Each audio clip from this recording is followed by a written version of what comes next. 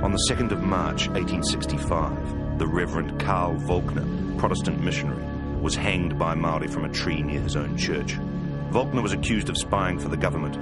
He was a kind and pious man, but the charges of espionage are well documented. He shook the hands of his killers even as he was being hoisted to his death. Kiriopa Te Rau, a Pai Marire missionary, is said to have eaten Volkner's eyes, describing one as Parliament and the other as the Queen in English law. This incident triggered the East Coast Wars.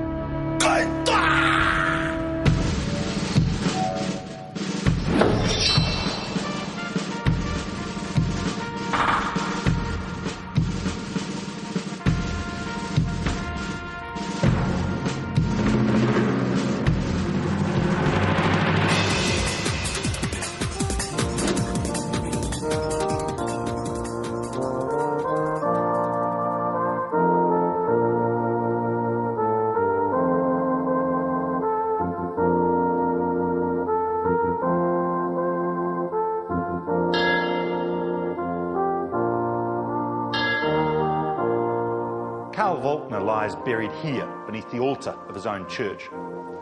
The wars his death sparked raged for more than 7 years, from 1865 to 1872, bringing fire and sword to a vast chunk of the North Island. This 7 years' war was really a complicated tangle of intersecting conflicts, a bloody kaleidoscope. Some were civil wars within Māori tribes, as well as struggles between Māori and Pākehā. Whatever their politics, the East Coast Wars killed more unarmed people than the rest of the New Zealand wars combined.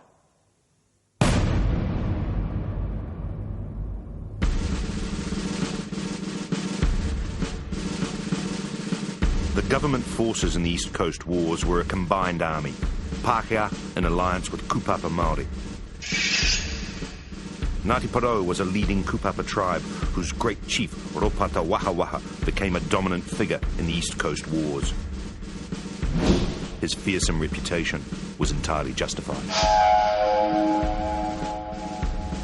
Although they became the right arm of the colonial government, Ngāti Porou had once been supporters of the King Movement. So when Pai Marire missionaries brought their message of tribal unity to the coast, some Ngāti Porou listened. As a result, the Pai Marire message, urging peace and unity, split the tribe and sparked civil war. Ropata and his fellow Kupapa had to fight for ascendancy within their own tribe. During 1865, Ngāti Porou fought a fierce and bitter civil war. The Pai Marire faction held the ascendancy at first, winning a victory at Tiki Tiki on the 20th of June. But subsequently, government guns gave Ropata the whip hand. He won the internal war and forced his Pai Marire kin to swear allegiance to Queen Victoria. Thereafter, the newly united Ngāti Porou took their lethal message to other tribes, becoming a Kupapa elite on the East Coast. It's important to remember that they were expanding their own influence as well as that of the government. Kupapa had their own reasons for fighting with Pākehā against their fellow Māori. It was partly that they did not see other Māori as being their own people. Each tribe was a people unto itself. Kupapa resisted notions of pan-tribalism, which were at the core of the Pai Marire movement. The word Kupapa means passive or lying low. Their actions in war were far from that. During 1865 and 1866, with Ropata and his Ngāti Porou prominent, government forces attacked Pai Marire supporters in several parts of the East Coast. Their lands were devastated and in some cases confiscated. By 1867, the East Coast lay largely quiescent. The bare feet of Kupapa warriors feared no less than the Pākehā jackboot. These conflicts resulted in the capture of hundreds of Pai Marire prisoners who the government thought were too dangerous to jail on the mainland.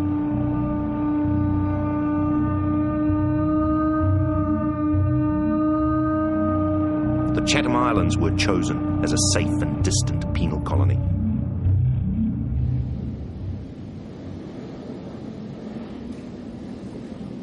The Chathams lie 860 kilometres east of Christchurch, so distant that some do not regard them as part of New Zealand at all. in this barren but majestic landscape, there are still reminders of the first inhabitants, the Moriori, a Polynesian people of the Chatham Islands, shrouded in myth and mystery.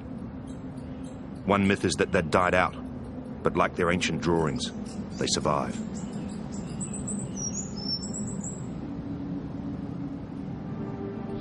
At the main Chatham settlement of Waitangi, the East Coast exiles were made to build their own prison, as well as barracks and a redoubt for their guards. The prisoners' quarters were communal huts built of punga. This is the only one which remains.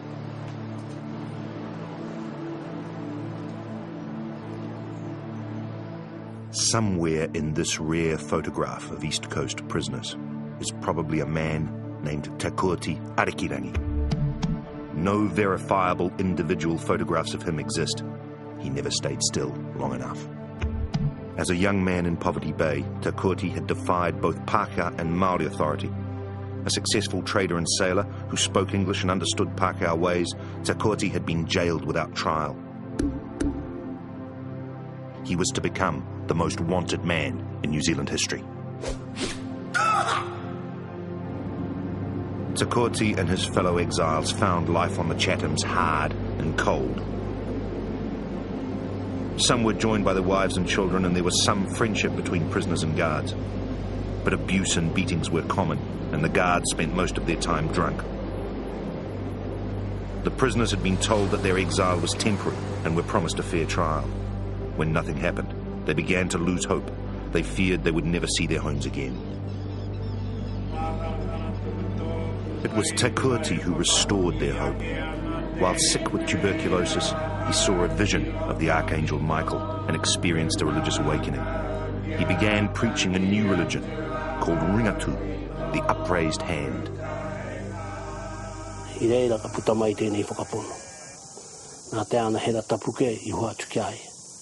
Me ki koia te huarahi mai ki te iwi Māori, ki tana iwi. Reira te putanga mai o tēnei whakapono. E kia nei, engari mea whakamāori e rāta. Whakamāori ngia, ka noho tēnei whakapono, Māori tūturu. Takuati assumed leadership of the Chatham Island exiles. He made them one promise: escape.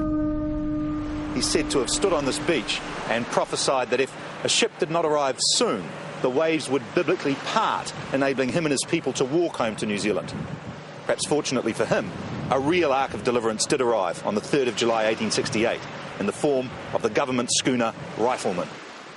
The Rifleman had arrived from Wellington with a cargo of stores and was to take back a shipment of wool from the Chathams. The day after its arrival, the prisoners were unloading the ship when just before 2:30 p.m, the most remarkable jailbreak in New Zealand history began. The guards were suddenly seized and bound. Waitangi was patrolled to prevent the news spreading, all guns were collected up, and the Rifleman was captured by prisoners posing as a working party. Even in the frenzy of intense but carefully planned activity, only one guard was killed, against Takuati's orders. The veteran warrior Pai Kotuku was among Takuati's 300 followers on the captured ship. When Takuati was ready, we went on board. We took a supply of water in casks. The Rifleman had plenty of stores in the hold. I witnessed the throwing overboard of one of our people, an elderly man called Te Wārihi. Te Wārihi had done nothing but croak, predicting an evil end to all of us, and had frightened some of the more timid men so that they were almost ready to turn around. Te Wārihi did not make any outcry, nor did he struggle. He went down like a stone.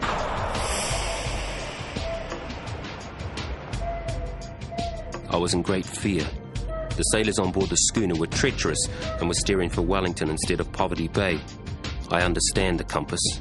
I told them to go the right course, or they would be thrown overboard. Many of the Māori had been laying bets in Pākehā fashion as to when land would be sighted. The mountains of the North Island were seen just after the sun rose, and there was loud rejoicing among the people. Takuati landed at Whareongonga, south of Poverty Bay, with 162 men, 64 women, and 71 children. He released the Rifleman and its crew unharmed, giving each sailor a present of cash. The whole escape had been carried out with little violence and great efficiency, impressing even government official G.S. Cooper. It's difficult to say whether one is excited more with the precision, rapidity and completeness, or by the moderation shown in the hour of victory by a gang of barbarous fanatics.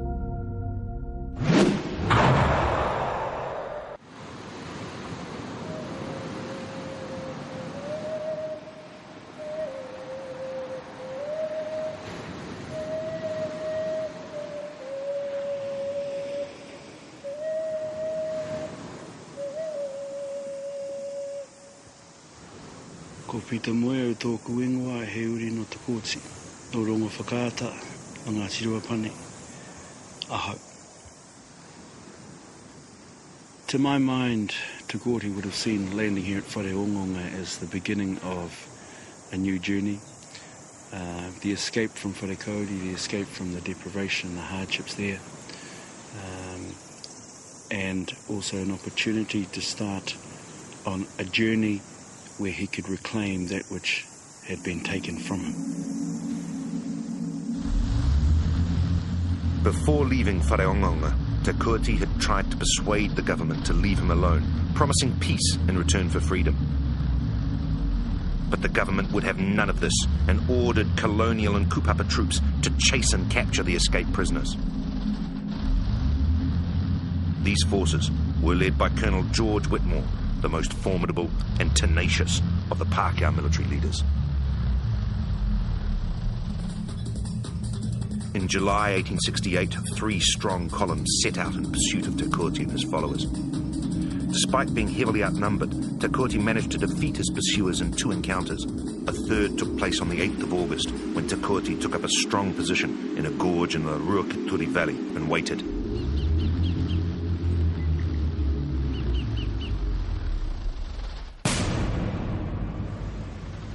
Whitmore's scouts spotted some of Te Kooti's party and the government forces moved into the attack.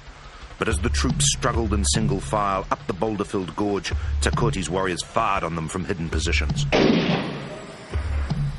The colonial troops, supported by kupapa warriors, put up a courageous fight, but try as they might, they could not take Te Kooti's position.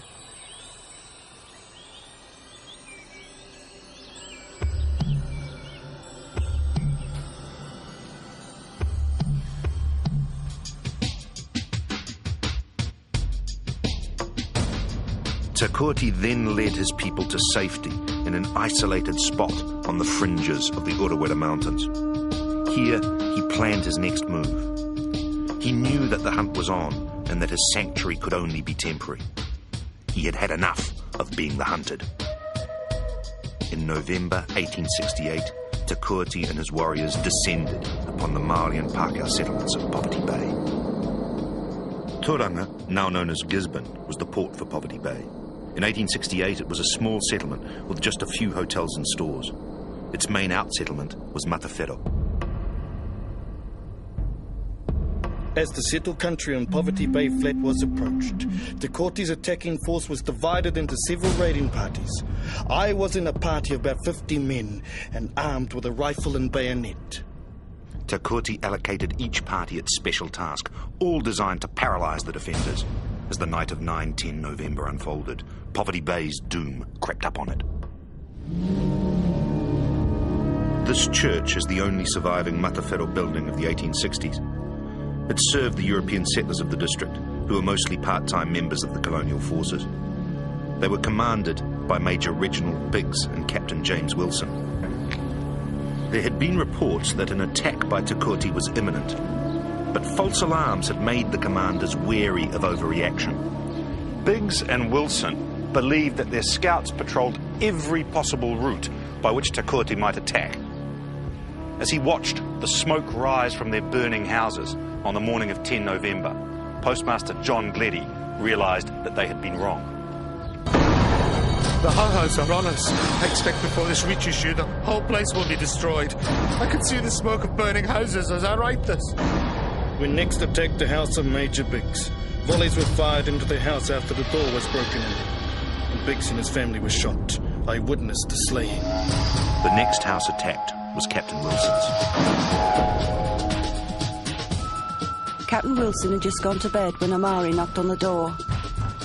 He saw the outline of a number of heads and suspected that mischief was intended, but the natives began to fire into the house. Captain Wilson returned the fire at the natives, who then proceeded to fire the house. The flames and smoke soon drove the inmates out. Mrs. Wilson's hair and the feet of the little ones were scorched. Captain Wilson had his revolver, but the natives suddenly stabbed him through the body with a bayonet. Mrs. Wilson turned round, and as she uttered a cry of horror, she received a thrust with a bayonet, her arm being pierced, trying to shield Jessie. When she regained consciousness, it was daylight, and she saw her husband and the children, with the exception of Jimmy, lying dead around her. She wondered what they'd done to Jimmy. Jimmy managed to find help, and a rescue party brought in Alice Wilson. It was hoped in time she'd recover, but she succumbed to the wounds which had been inflicted upon her. There were Māori victims too. A survivor, Maria Morete, left this eyewitness account. He said, "God's told me to kill women and children." Later Te Kooti said to me, "Don't you have another husband except me?" "No," I replied. "Is that the reason you killed my husband? I will never marry you." He replied, "Maria, if you talk like that, I will cut your head off." The Pākehā victims of the raid were killed on the 9th and 10th of November. The Māori victims met their fate in the succeeding days, while Te Kooti controlled Poverty Bay. The local Māori were his own people, and he offered some the chance to join him. One who did was Hene Kumekume, who became Te Kooti's favourite among at least 8 wives.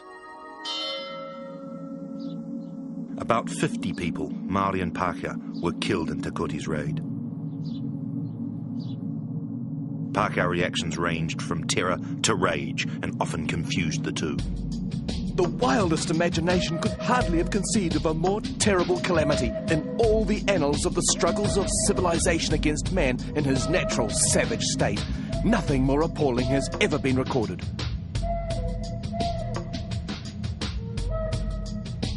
As vengeful colonial and kupapa forces massed against him, Te Kooti withdrew from Poverty Bay, laden with loot and prisoners. He fortified his followers at the mountain stronghold of Ngatapa. The government eventually massed over 700 men. Most were Māori, including 370 Ngāti Porou kupapa and a unit of Arawa armed constabulary. There were also almost 300 crack Pākehā troops hardened in the war against Titokowaru in Taranaki. The commanders too were formidable, George Whitmore and Ropata Wahawaha. On New Year's Eve, 1868, the combined army laid siege to the great mountain pa of Ngatapa.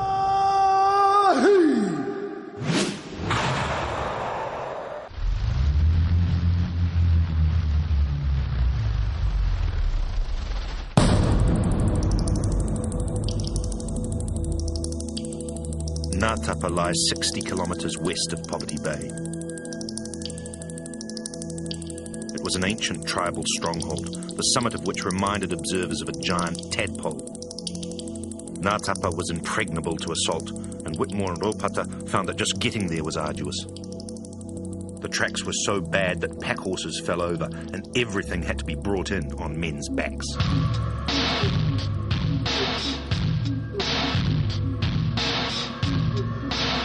It was even tougher for the soldiers in the siege lines. Clinging to the steep slopes of the mountain in hastily scratched out trenches, they suffered daily casualties from Māori sniping.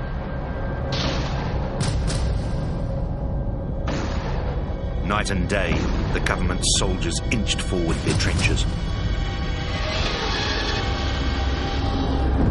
Conditions were worst of all here, inside Ngatapa itself, where everything was running short.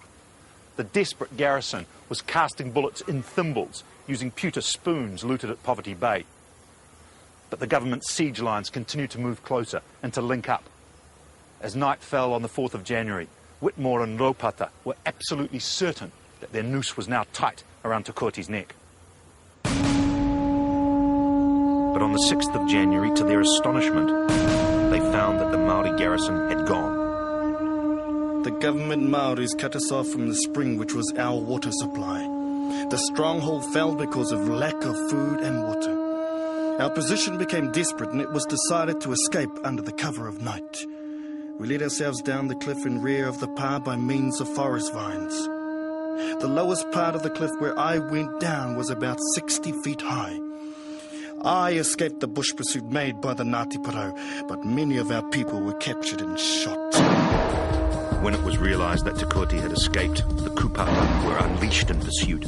For 2 days they chased the fugitives through the bush.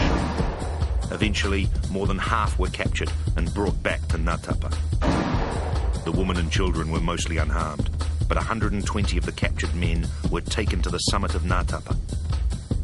They were lined up and asked a few questions. Then they were shot. Māori kupapa did the killing, but it was authorised by government officers.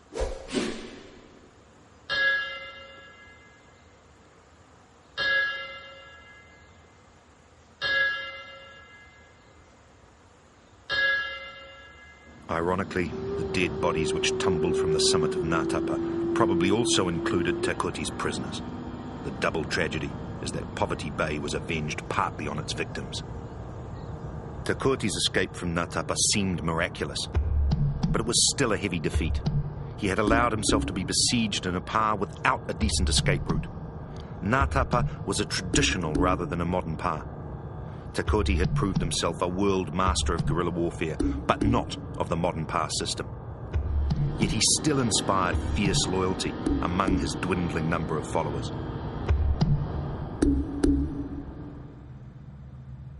Sitting up on top of this maunga, one can't help but think about the courage and loyalty and fortitude of the people that supported Te Kooti,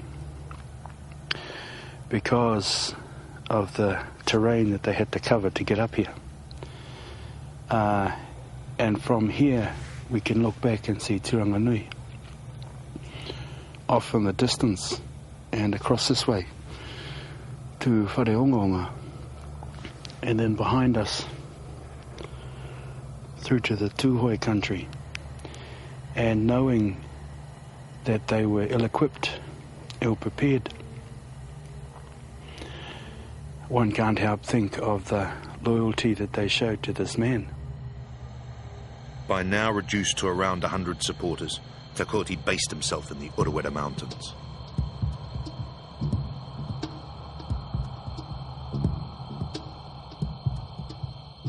Seeking ammunition, supplies and supporters, Te Kooti launched raids on Whakatane and Mohaka. More unarmed people were killed. Others joined Te Kooti. After each raid, he returned to his Urewera sanctuary. A frustrated Colonel Whitmore decided that the only way to stop Te Kooti in his raids was to invade his mountain refuge. In May 1869, combined forces of 1,300 colonial and kupapa troops entered the inviolate Urewera.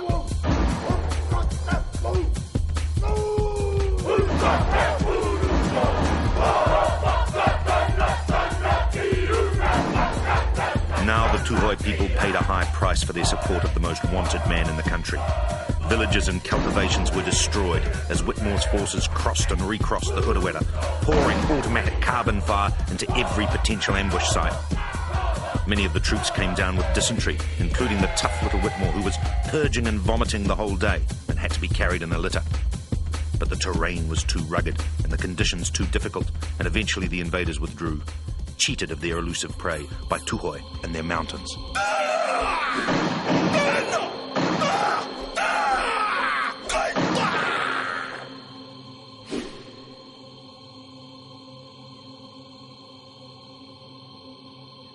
Although he had escaped, Te Kooti realised that Whitmore's invasion meant his Urewera refuge was no longer secure.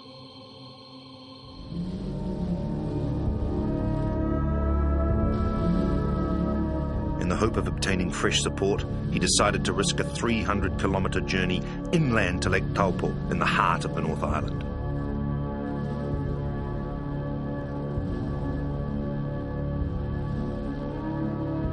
On the way, his scouts, under the deadly warrior Te Rangitahau, discovered a cavalry patrol at Opepe, northeast of the lake.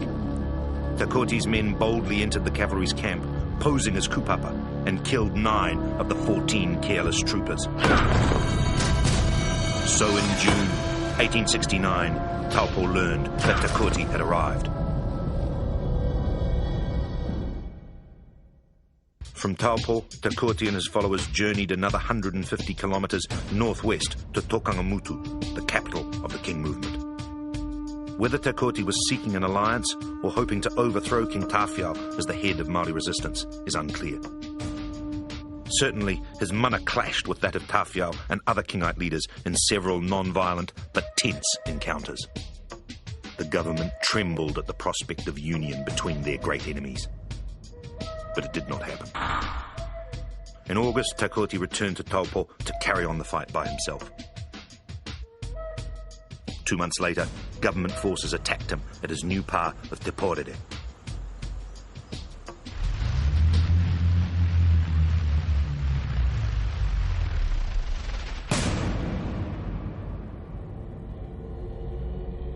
The colonial forces now included troops freed up by the collapse of Titokuaru's resistance in Taranaki. Their commander was Colonel Thomas MacDonnell, but the formidable Major Kepa Te Rangihiwinui of Whanganui really called the shots.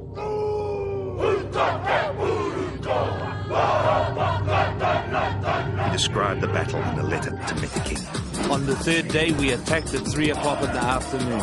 The enemy fired a volley at us. When close up, we fired a volley and the enemy retreated. Then the pa was rushed. Te Wiki jumped up and shot a Hauhau dead. In about a minute, 30 of the enemy fell. They were lying as thick as a heap of sharks. 3 of the Māoris were killed and 1 European makes 4. Other kupapa were wounded, including Rena Takawe-Po, a Kahununu chief. A woman whose husband had been killed leapt on him like an enraged tigress and gouged out his right eye. Te Takotuku was there. At Porere, we built a strong redoubt, but it had one defect that resulted in our defeat. We could not see our attackers unless we exposed ourselves over the top of the parapets. It was I who shot Captain St. George as he was leading his men in the charge up to the front of the pa, not Te Kooti as some have said. Defeated at Te Porere and unable to get Kingite support, Te Kooti realised his long-term chances of military success were slim. Te Porere cost him fewer casualties than Ngātapa, but it was his last major stand in a prepared position and his last attempt at anything other than raid, ambush and escape. He withdrew west into the King Country, sovereign territory which pursuing government forces dared not enter.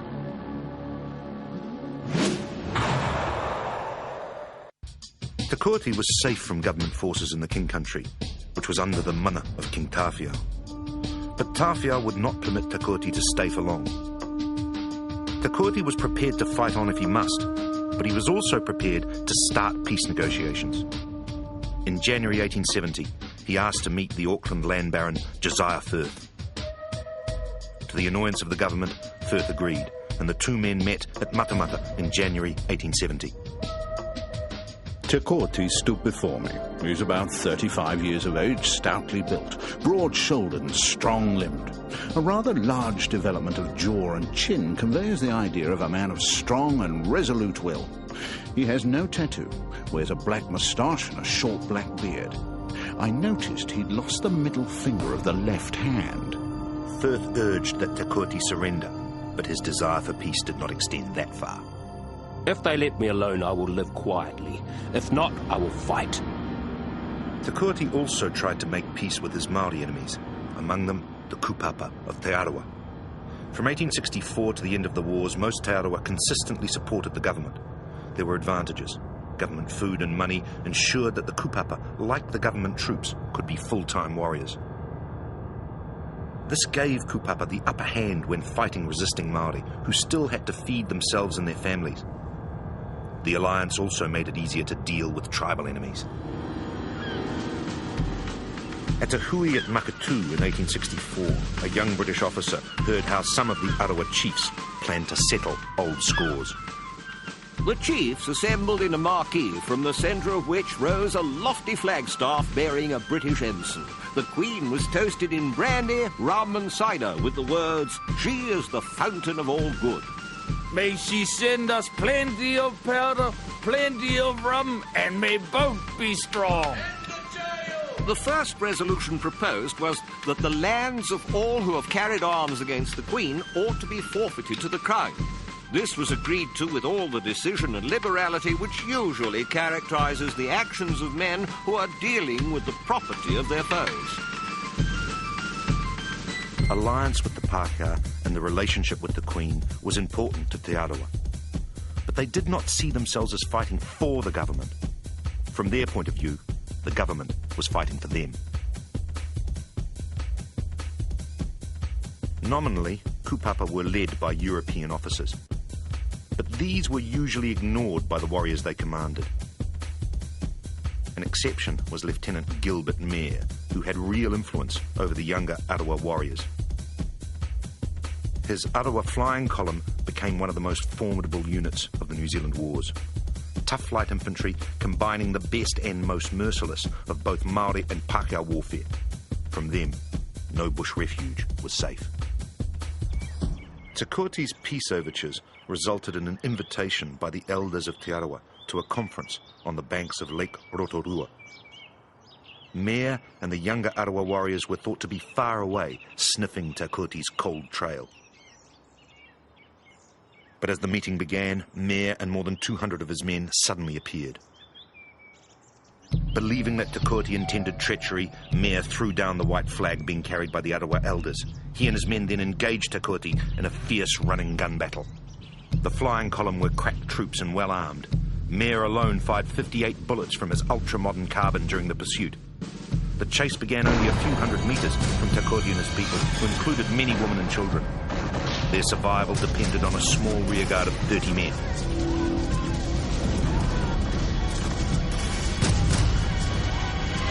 And 20 of these were killed off one by one during the desperate retreat.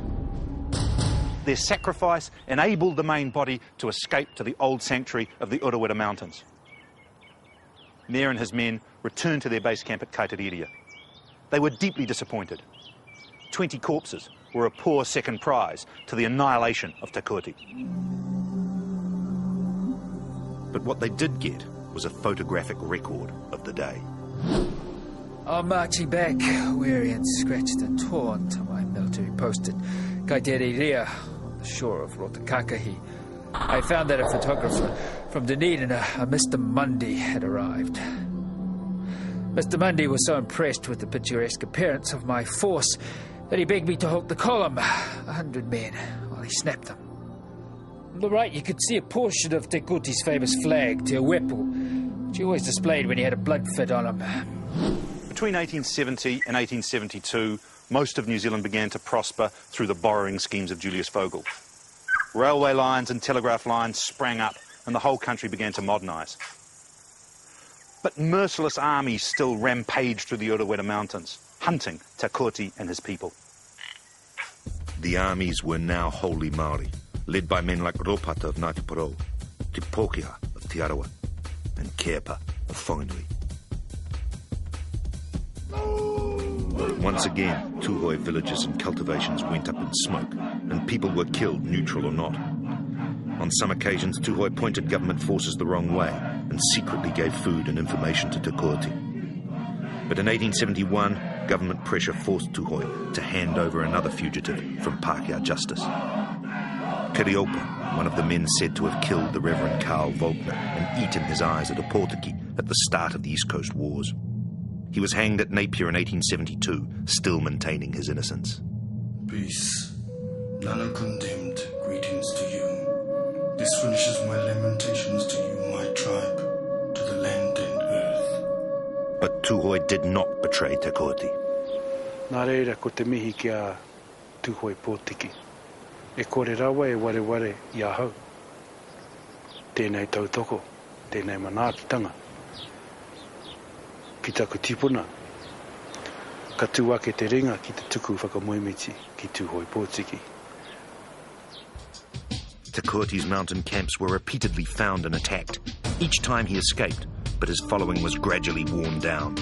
Finally, in May 1872, with only half a dozen supporters, he left the war-torn Urewera and took permanent refuge in the King Country. Earlier, he had left behind this letter of defiance. To all government men, sirs, this is a word of mine to you. You must give up chasing me about, because I am in my own place, the bush. This murderous purpose of yours in pursuing me is like a rat rooting dung. You must give it up, so beware. I sent you some of my young men to carry my letter warning you, and you attacked them. Cease then to complain about your own killed. They were young men who loved their country. That is all. If you dislike these words, what does it matter? All the worse for you. For 9 years, Te Kooti remained under the protection of the kingitanga and accepted Tawhiao's policy of combining independence with peace unless attacked. This meeting house was erected to seal the partnership between Te Kooti and his King Movement guardians. In 1883, the government tried to open up the King country by peaceful means, and as part of the deal, Te Kooti was given a pardon. But it carried conditions which kept Te Kooti in a kind of captivity. I think one of the most important things to realise was that firstly he wasn't allowed to return home.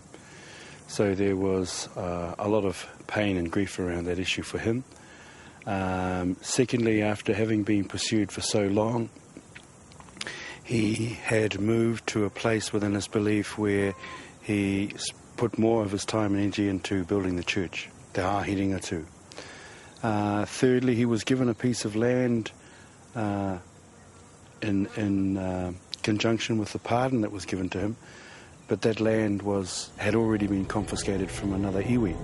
So I think there would have been some sadness and perhaps some thought about putting as much effort as possible into creating something that would remain, which would become ultimately the church, Te Āhiringatu.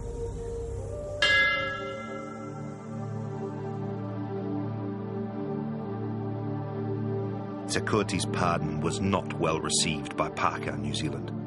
He had long been portrayed as the most savage of war criminals and caricatured as an unreliable drunk. Few believed he would remain peaceful. But when Government Minister John Bryce delivered the amnesty, Te Koeti was unequivocal. He said to the Minister of Native Affairs, "Your peace is only where your lips are. Mine is forever. Forever. I will not harm another person again." And that's when he quoted the words, "Ko tūtaki te mahi tahura ko te pono, ko kihi ki ara o te tika me te rongo mau, he tipua ke te pono I te whenua, te tire ho te tika I te rangi, he honoro, he gloria, he maunga rongo ki te whenua, he whakaaro pai ki ngā tāngata katoa." And from that day to this day, that peace, that treaty still exists today. Te Koeti died in 1893. His Ringatu church lives on.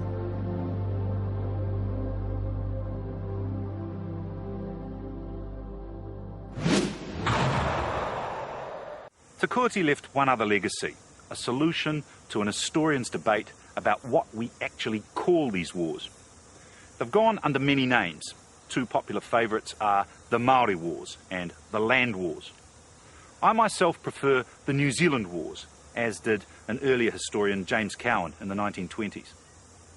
I think the case for the New Zealand Wars is strong, and here at the Wainui Marae, or Hiwa, I found that the precedents were strong too. Here, on a monument to Te Koeti erected by his own Ringatu Church in 1908, we find the words, "Ngā pakanga nunui o Aotearoa," the Great New Zealand Wars. Though Māori came much closer to victory than legend allows, the Pākehā won the New Zealand Wars. But it was not a knockout, it was a narrow victory on points. Kupapa shared in the victory to some extent, obtaining rewards such as the 4 Māori seats in Parliament. But they soon found that the government's friendship was almost as dangerous as its enmity. In military terms, the remarkable thing about the New Zealand Wars was not the eventual Māori defeat, but the degree of their success along the way. Intelligent Māori military thinking and their invention of the modern power system as a means of neutralising British advantages meant that the Pākehā victory did not come through superior war technology or superior brain power. In the final analysis, the Pākehā won because of their overwhelming numbers.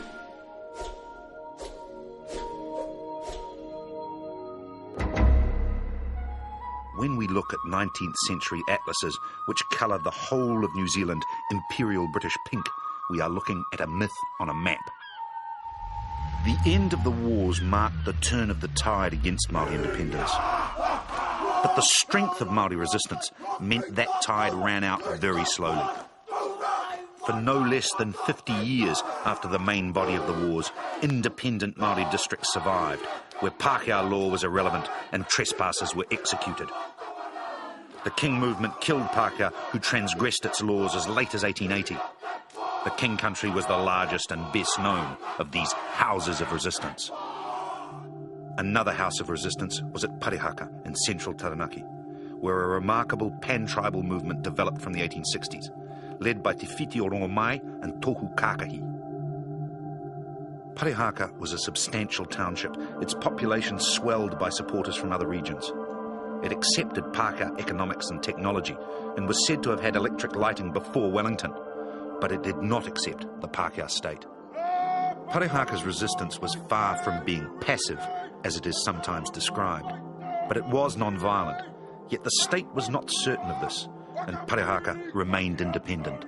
From 1877, the government tried to prise open Parihaka. It surveyed land in preparation for sale and settlement.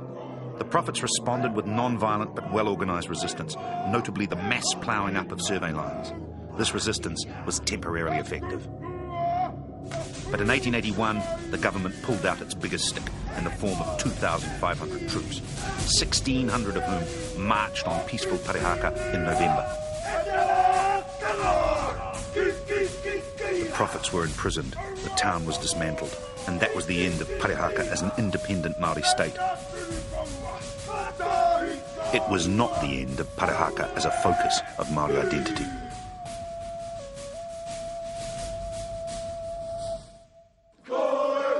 A third house of resistance was in Northland. Here, Māori independence was protected by the tradition of tāmati wakanene as well as that of Honeheke and Kāwati. In 1864, 20 years after Grey's so-called decisive victory at Ruapekapeka, Frederick Manning wrote, "Here in the north there is no more hope of establishing the supremacy of the law than there is of flying in the air." In 1898, conflict with the government came very close, in an incident known as the Dog Tax War.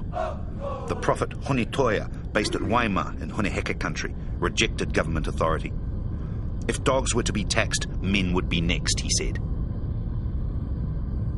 The government sent in 120 troops, 2 cannon and 2 machine guns, supported by a gunboat and 60 naval volunteers. Honetoia and 70 men lay in ambush.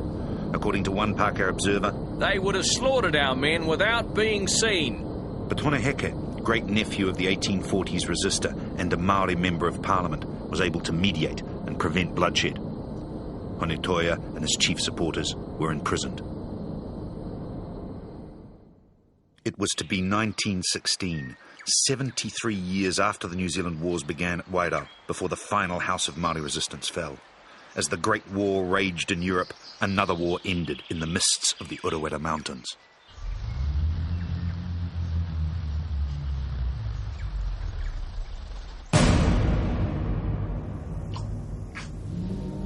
In the 1900s, a new prophet emerged among the tūhoi of the Urewera, Ruakenana, a successor to Te Kooti in the leadership of the Ringatu Church.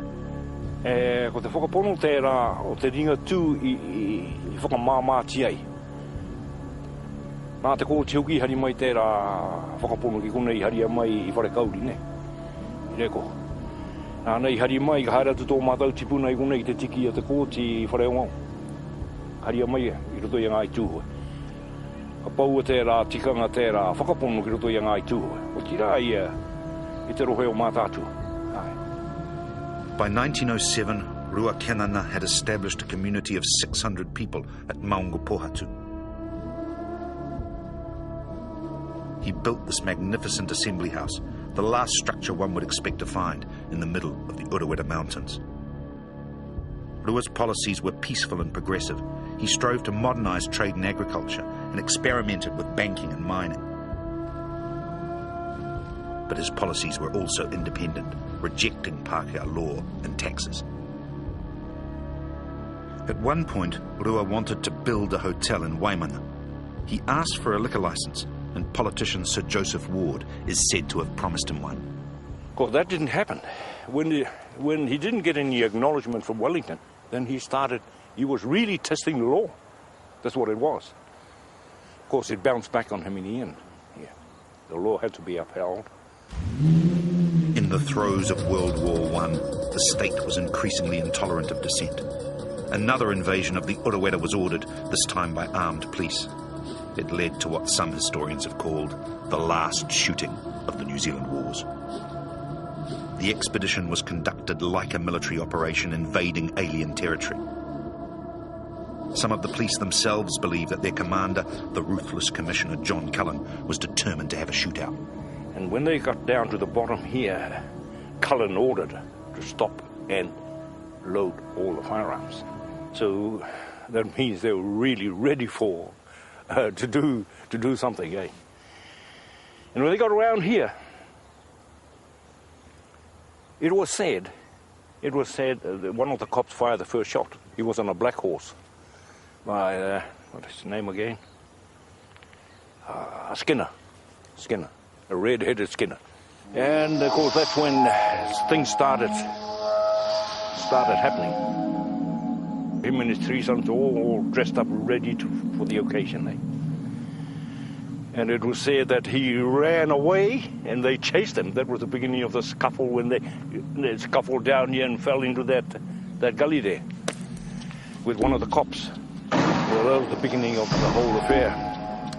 And his son, after that first shot was fired, all his thought was to go up to his house and pick his gun up and retaliate.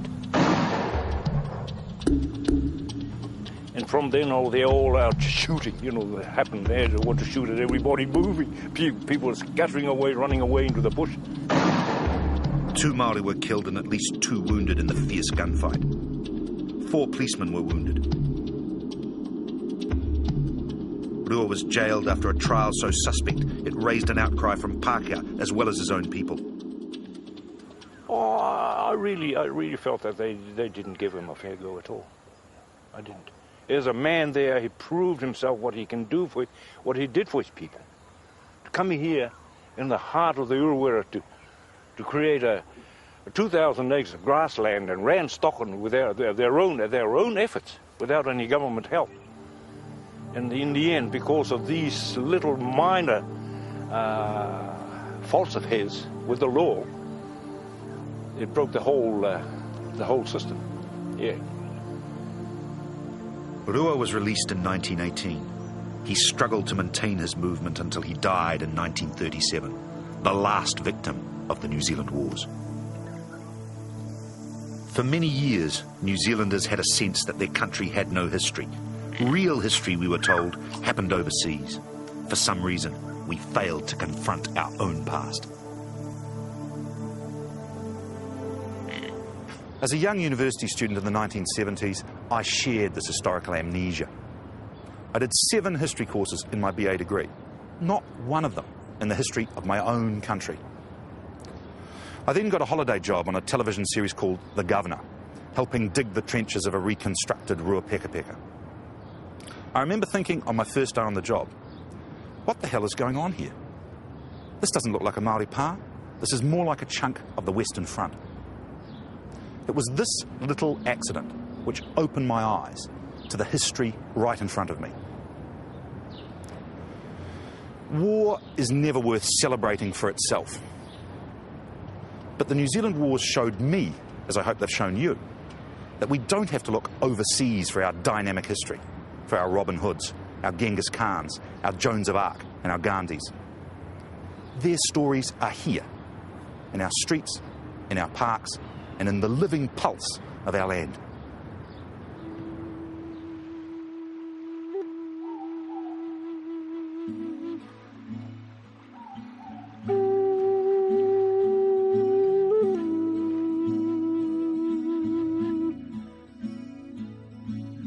Kua tata tonu aha ki te whakamana I te whiu o te kōrero me hoki koe ki tau putake take ake